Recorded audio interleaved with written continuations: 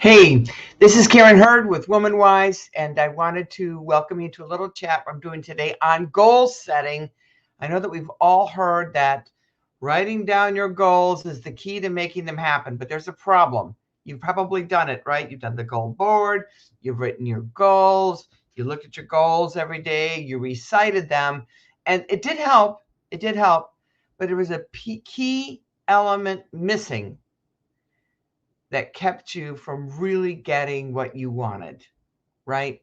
That was true for me. I want to share with you today what I learned from Millionaire Maker Danelle Delgado on how to really make goal setting effective in a way that's changed everything for me. So thank you again for joining me, and you can find more about me on my website, womanwise.com, and also on the Divine Healthy Living podcast, which is syndicated in Apple, Google Cast, Anchor FM, Spotify, and Pocket Cast.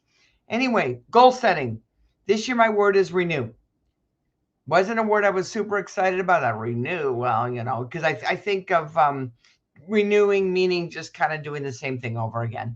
And what I realized, it really is about being new, taking the best of what you've done and bringing it forward and literally renewing it and breathing new life into it. And so that's what I'm doing this year in many levels, in my health, in my business, in my community. And one of the things that I've done is, my company has partnered with Danelle Delgado. She calls herself the Millionaire Maker. She's a fantastic trainer, and they've given it to us as a free bonus training, which is fabulous. And just what a blessing that it is to have her every week in our group. Well, she talked about building your tower of influence. That's her thing. And she talked specifically for quite a couple of weeks on goal setting. And I've done all the things, right? Like I said in my introduction with you, I wrote down my goals. I've got journals of goals that I've written. I did the goal boards and felt after a while that they didn't really work. I mean, they do, but you get discouraged, right? You're not seeing movement like you thought you should. Or I look at the calendar and it's 2 months after that goal was supposed to happen. Like, how did I not remember? Probably, maybe I'm the only one that does that, but somehow I don't think so. And the way she teaches goal setting was new for me. It doesn't take that much extra time for those of you who are time sensitive, but it really works. Let me tell you what happened. It kept goals front of mind. In other words, we all get busy with life. We might set a goal to, I don't know, speak more kindly, right? And something comes up and we immediately go to an old habit. We go, oh, I didn't do it. And so we give up. Most people will give up on their goals right about the time you're very close to achieving them, by the way. One of the reasons we give up on them is they're not front of mind. We forget about them in the hustle and bustle of things. You've got kids to take care of, maybe work to take care of. Things are going on in your family. Things are going on in the community. Things are going on in the world. You're trying to pay attention to that and be a good citizen.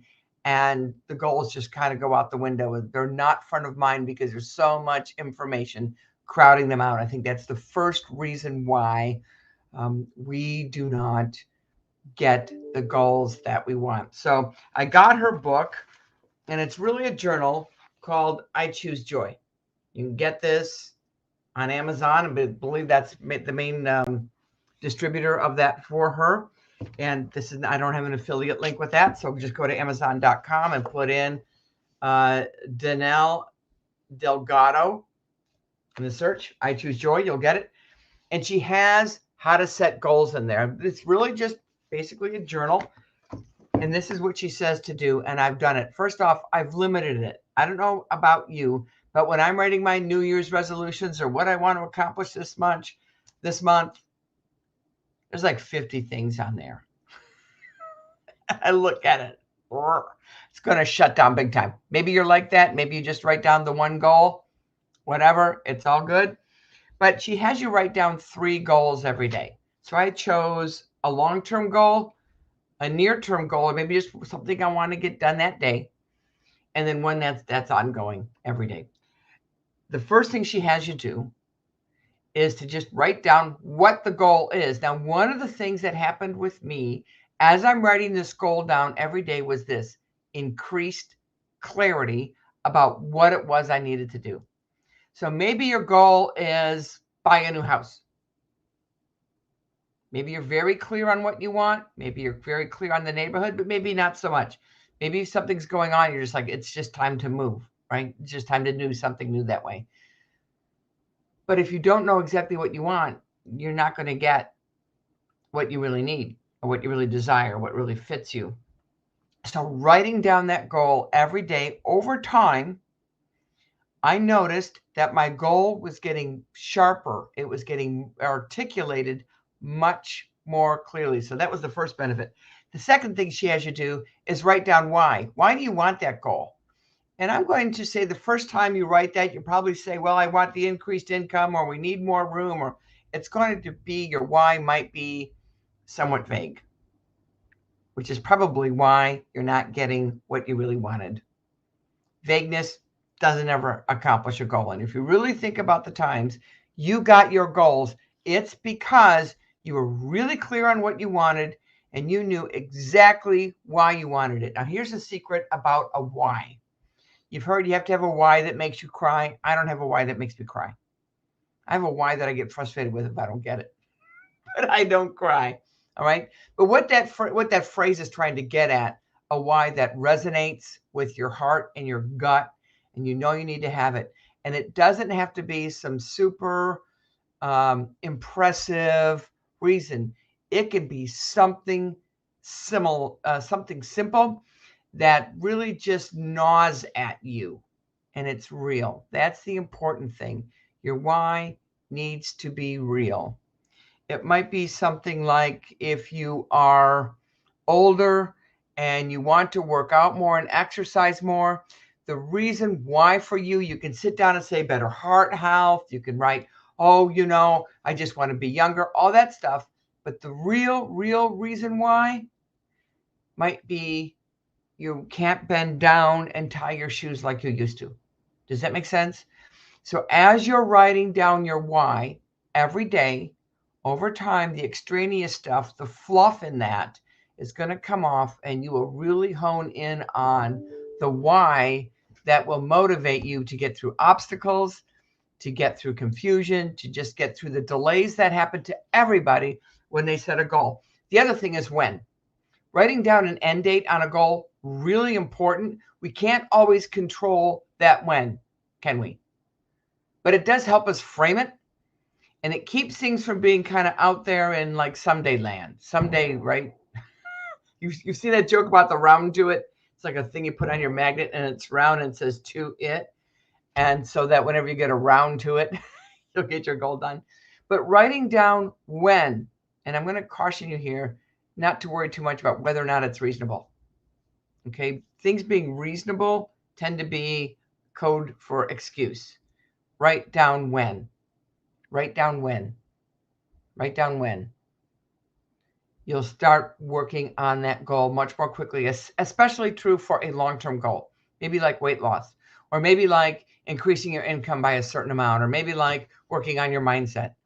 When. Put down when. And every time you write that, you might find it gets more clear. The other is who. Who is it going to take to work with you on this goal? And you might say weight loss, oh, it's just me. I got to control what goes in my mouth. Well, that's certainly true. But what about family? What about friends? What about an environment? What about a coworker? Right? So coworkers bringing in things that you probably should stay away from. Oh, come on, get it. Enlisting a coworker support in your health journey that way is part of your who. So writing this down every day, even though it seems repetitive, will help you get very clear and think more open-mindedly about who has to help you achieve that goal. The other thing is sacrifice. What are you going to give up? Sacrifice doesn't always mean I'm going to give up TV watching, or I'm going to give up social media time, or I'm going to give up. It might mean you have to give up things that you've clung to, which were barriers or excuses or walls between you and your goal. It might be that you have to give up guilt about not having achieved a particular goal sooner. It might mean that you need to give up self-doubt, or you need to give up resentment, or you need to sacrifice unforgiveness. So as you're looking to what do I need to sacrifice or give up, writing this down every day will, again, not only bring increased clarity and self-knowledge to you, it'll really help you identify those things that you really need to let go of that are keeping you from achieving your goal. So after we've done sacrifice, Danelle says, what's next? And that's, what is your reward? That reward, by the way, might be something really wonderful, a big trip for your family, or that new house, or tripling your income, or whatever it is. But the rewards can be simple and meaningful. If you have something that's annoying you every day, I'm going to go back to the can't bend over to tie my shoelaces kind of an example, which if you're older, that really can happen, okay? Or you've had an injury that limits your mobility, that's a real thing. And maybe the reward is not only being able to tie my shoes, but being able to move and to go and not be afraid of falling. That would be an example of a real reward that doesn't have monetary value or doesn't have a tangible asset attached to it. So I really strongly recommend, I hope that was helpful to you. And I would really encourage you to do it. Having a journal, I choose Joy Danelle Delgado, makes it a lot easier because it organizes it for you. She's also got how to do gratitude in there, how to implement things that you've learned and who to give grace to every day. And sometimes the biggest recipient of grace needs to be yourself. Very true for perfectionists, by the way. But I think for goal setting, doing that, you will learn a new journaling habit that'll make a huge, huge difference for you in your life and in your family's life. You can even do it as a family. It doesn't have to be just you. You might even be able to do it if you're working on an organization or a team or a committee. So thank you so much for joining me, Karen Hurd. It's great to have you. And go, if you want to, go to my website, womanwise.com. And there I've got the Wellness Project for you, other blog articles on there, and a whole lot of information so that you can live a healthier life, live younger, longer, and create that life that you love. Thank you so much for joining me today. God bless. We'll talk soon. Bye-bye.